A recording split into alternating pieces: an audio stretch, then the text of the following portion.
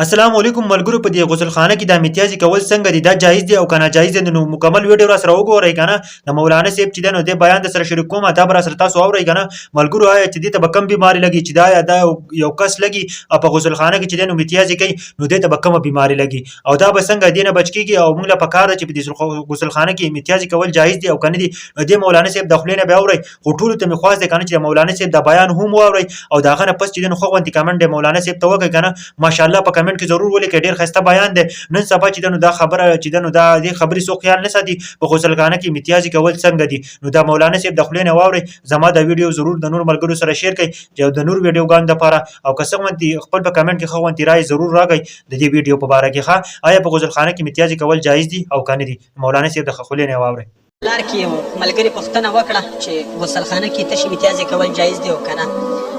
رسول الله علیه السلام فرمایي چې لا یبولن احدکم فی مستحمه غسلخانه کې دی یو کس د تاسې نه تش امتیازي نه کوي غسلخانه هغه ته ویلی کېږي چې په هغه کې کموډ نه او خل پکې صرف لامب وي د